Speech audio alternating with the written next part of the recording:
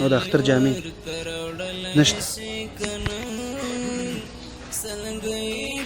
بدل بلای شي کنا رضا نوی کالی ورته راوړلی شي کنا سلګۍ پخیو بدل بلای شي کنا اختر زما یتیم جامې هم درته راوړو ورڅ درته راوړو ښه لاس لرې کړه لاس لرې کړه نږدې همسایګانې په اهنو خبر نه دی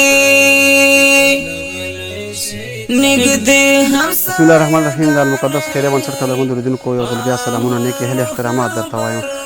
قدرمنو دوستانو، ننګرهار ولایت مندرې ولسوالۍ اړوند دا 23مې ساحه ده. دوستانو، څو ورځې مخکې موږ د ګرمې ډوډۍ ویډیو ته راغلي وو. 23مې ته ویډیو مو کوله چې عظیم الله نومې دغه ماشوم سره مخ شو.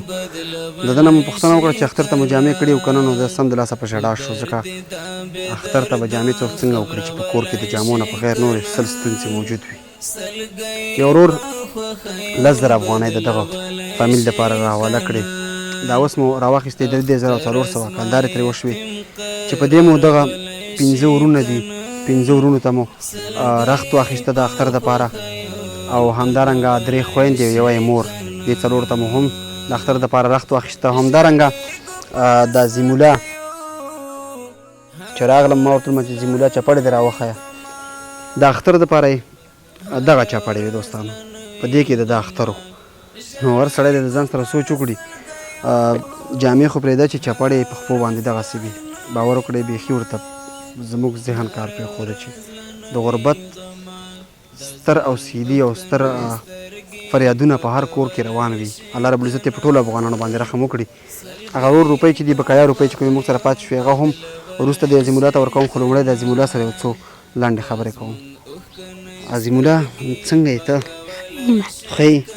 او نن څنګه یې؟ خوشحاله یې که نه؟ ولې خوشحاله یې؟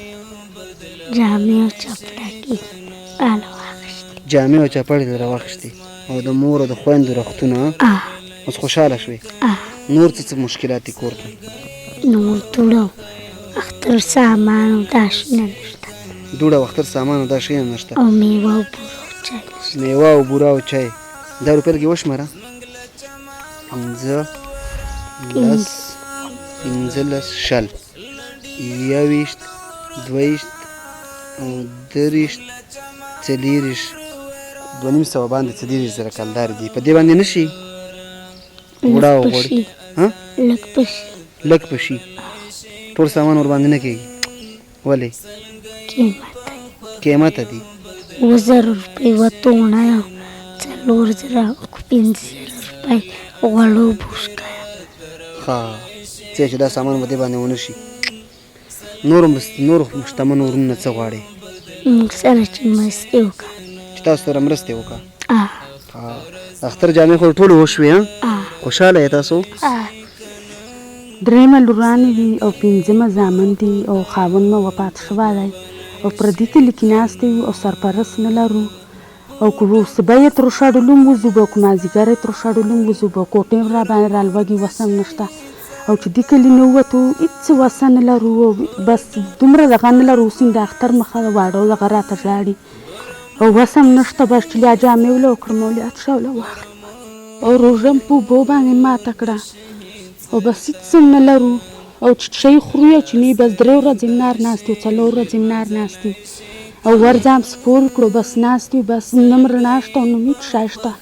توره تیاره کې ناست یو. کوټې او دا را باندې رالوږي او 9 کسه کورمامه ده او سرپرست نه لرم. نه چپړک شته او نه خولې او نه هېڅ شی هم نشته. چې مکتب ته ځي بس قلمونه هم غواړي، ورشه غواړي، ژاړي او بس. دغه 10,000 افغانۍ مرستې چې کړې ټوله تمامه شپه به دغه ورور ته مونږ دعاګانې کړو او خدای د دی خوشحاله که، خدای د دی عزت وکړه، خدای د مخې رڼا که، خدای د ظالمانو نه وساتي، خدای د ډېر هر شی ورکړي. دغسې یتیمانو سره مرستې که او د نه ډېره مننه په دې شیو باندې چې دا مونږ سره مرسته وکړه او خدای د ده له ډېر هر شی ورکړه چې هر وخت یې دا مرستې که. قدرمنو دوستانو، 4,200 کلدارې ورته نږدې پاتې شوې دغه کورنۍ ته. بقایا رختونه یې هم وشو د اختر دپاره. چپړې او دغه وغیره کوم سامان چې دا به هم ځان ته واخلي. الله رب العزت دغه ورور په فامیل او په کور باندې هم دغسې خوشحالیان راولي چا چې په دې کورنۍ باندې خوشحالي راوسته. خو دوستانو دغسې په سلګونه او په لسګونه کورنۍ زموږ دلته په دې خوا او شا سیمو کې ډېر داسې ماشومان به هم وي چې هغوی به د اختر جامې بیخي پېژني هم نه. ډېر داسې کورنۍ به هم وي چې په دې تېرو روژو کې به دوی په روژه ماتي کې ډېر داسې شیان نه پېژني چې هغه موږ او تاسې بچیانو ته راوړو.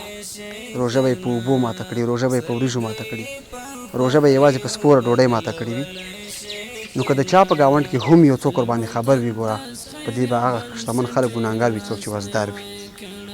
د عظیم الله په فریاد او په هغه سورسي باندې د دغه یو ورور ترس راغی، رحم راغی، 10,000 افغانۍ را جمع کړې. د دې ټول فامیل اوس فی الحال یو څه خوشحالي محسوس کړه.